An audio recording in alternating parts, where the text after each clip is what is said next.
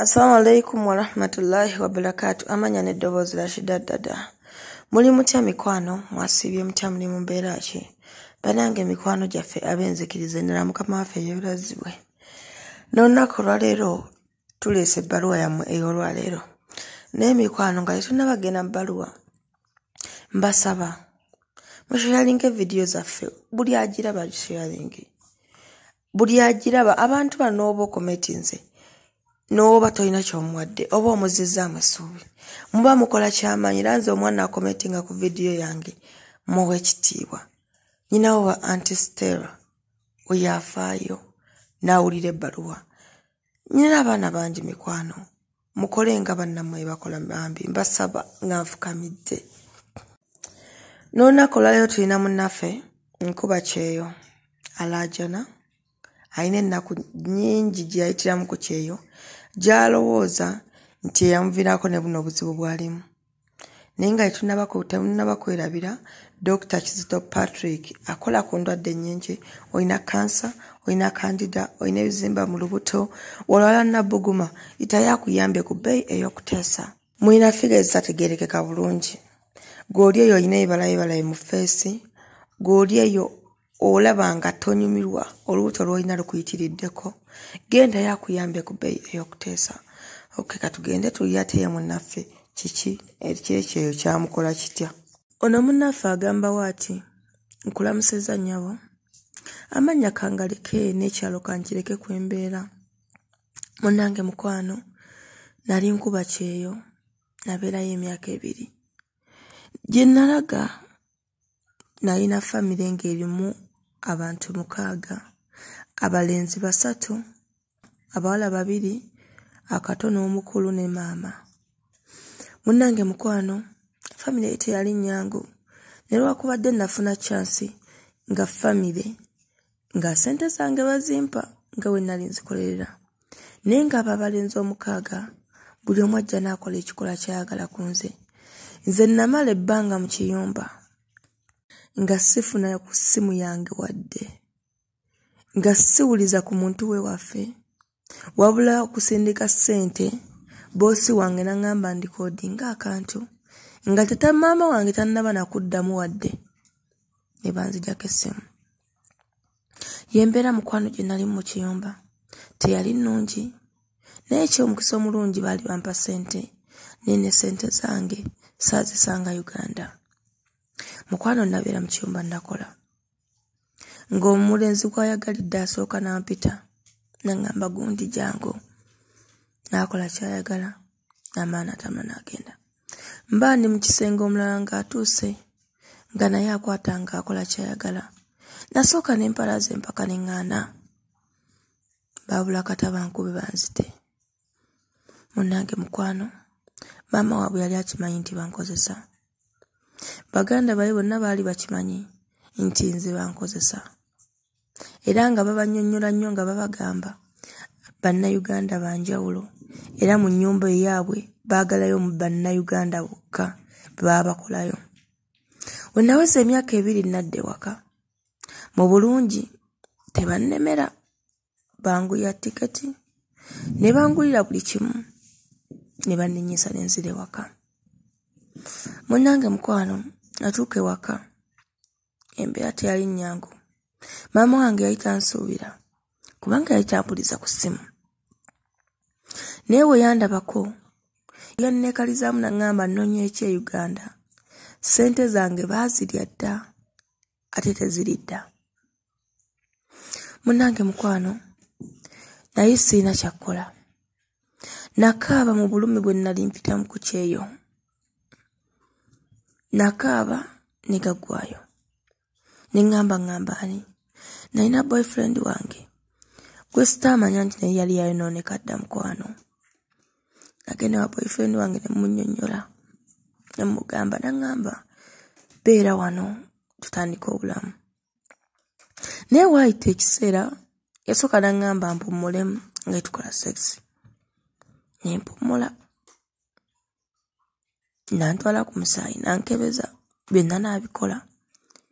Naye waayita ekiseera nga ndaba omwami wange ne wandaba nga nemba neeyambudde, boyfriend wange takyayimuka nga takyayina wadde lye yali ayina wabula nga waba akunyumiza story akunyumiza ku bavubuka banne n'akunyumiza oyo akabina ke we kali akalungi n'akunyumiza oyo waali waati we yayawula ng'anyuma ku bavubuka banne nalowooza asaaga ne ndowooza walwalirwe yesu tabitwala nga kikolo naye ndagenda olaba watolodde ebbanga nga abantu abajja ewuwe basajja ng'era asobola okuŋŋamba nve ku buliri kwe nneebase mukwano gwe yeebake nasooka ne ndowooza ti mukwano gwe kituufu mukwano gwe naye ndagenda olaba ebyaddirira mukwano tebyali birungi nembeerawo nga mbiraba nga nze ndiwo nga sina kyakola kubanga nali sina wakulaga sente zange zaali zaalibwa dda famire yange nga yeefuula etanjagala olw'okubanga yali sente zange nga sina kyakola ng'ate sina na muntu gwe nsobola kunnyonnyola ti munnange sente zange baazibba maama wange era gamba gw'oli wa maama wo nayiiya ne ntandika okufuna omulimu gwa woteeri nga nfuna 3,000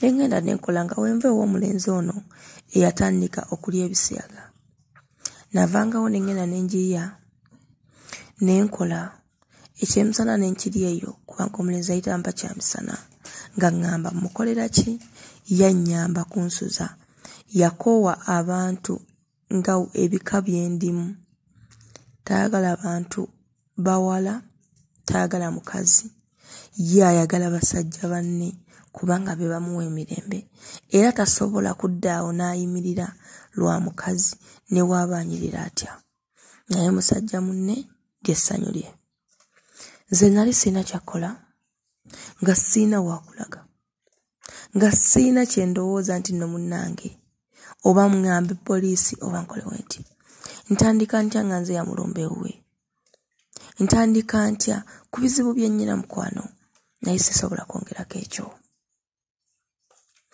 nagenda we nagenda nenkola nafuna omulenzi nawa madamu Rashida ndiko kisiraani nze buli musajja gwe nfuna aba wa bizibu oyo omusajja gwe nafuna nga ntandise okukola ate ye wali yali wa bizibu nnyo nga etutuuka mu buliri ng'azirika nga abeera atintima butintimi ng'omusujja w'eguluma naye nga wadda mu ddiiro ng'olamuka nga etugenda mu loogi talina kikola kyasobola kukola azirika n'alambaala wetumala okudda bwe tuzze nga dda enkolo nakulira mu mbeera etali nnungi nenkula ne ndowooza nti naafuna emirembe n'embukulu n'ekigaana siina mwana ku nsi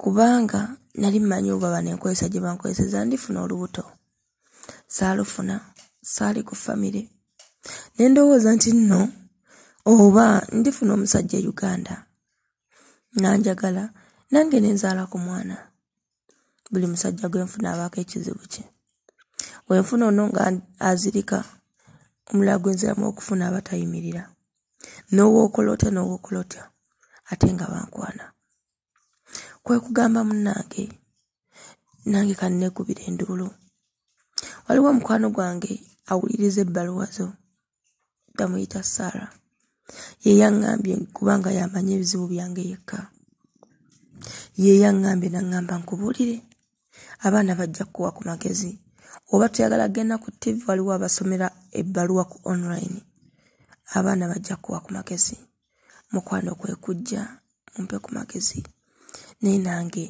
neegomba okubeerako n'omusajja neegomba nzaale ku mwana nange ndabe mu myaka gyange nga mbuusizza omwana neegomba okufuna omusajja nga wa mirembe nga si wa bisiraani nga si wa bizibu n'ekikyagaanye embeera ekyali mbi nnyo ng'ate olaba ne maama nolwakubadde yalya ssente zange era naye talina buyambi omulimu gw'enkola gwa woteeri si gwe gulimu nti mweguli kubanga mbeera mu kuvumirwa buli omu mukunvuma kyawe kyayagala ndi mukadde naggwako biki kyo kituufu nkuze kubanga nyina emyaka 37 ate buli wobeera n'egyo emyaka ng'okyali ng'ate ne ssente toyina oba ogenda kubonaabona kika kigambo ekyo ekiri mukwano bye byange nkusaba nsomera ebbaluwa yange nasanyuka ng'oginsomedde nange nenjiwulira